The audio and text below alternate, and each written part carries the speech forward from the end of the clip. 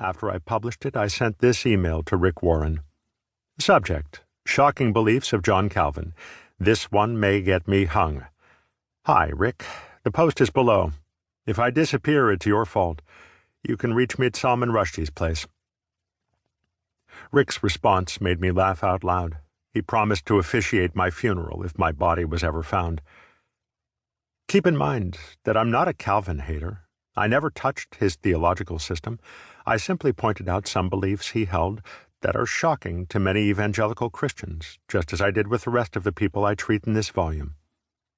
Nevertheless, in response to that original blog post, I was on the receiving end of hate mail, even from Quakers.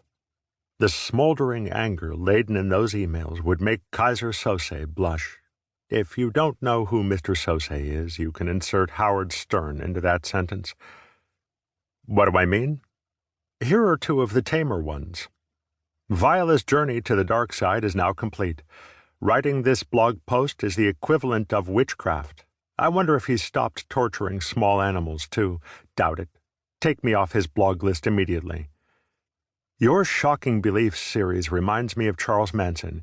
You're a expletive, and probably a closet serial killer, too. 3.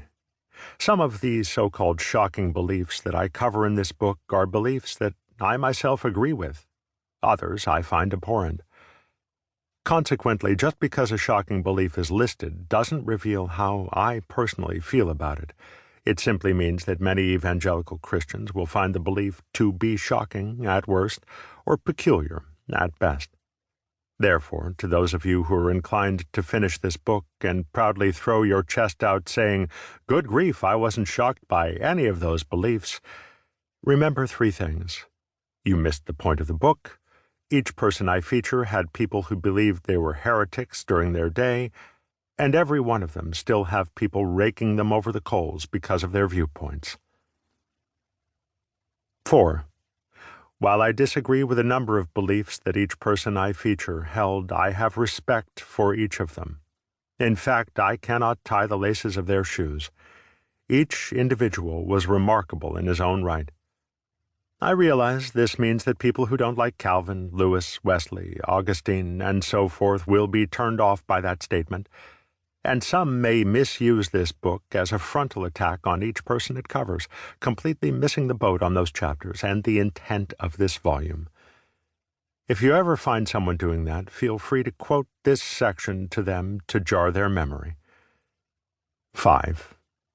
To keep this book relatively short, I didn't cover every shocking belief these figures from church history held. I simply covered the beliefs I felt were sufficient to make my point. The source materials will give you further information about each individual and their views, so I'm sure you can uncover more of their shocking beliefs if you desire to investigate. But again, how many peculiar views they held isn't the point. The point is that some of their beliefs were imperfect, and hence we should show more tolerance toward each other whenever we disagree. On great Christians. For the both of you who are apoplectic right now because I used the word great to describe fallen humans, let me point out that I'm merely following Jesus here. The greatest among you will be your servant. Matthew chapter 23, verse 11. Truly, I tell you, among those born of women there is not risen anyone greater than John the Baptist. Yet whoever is least in the kingdom of heaven is greater than he. Matthew chapter 11, verse 11. Whoever practices and teaches these commands will be called great in the kingdom of heaven. Matthew chapter 5, verse 19. So settle down, okay? Note that I'm only covering 8 great Christians in this book.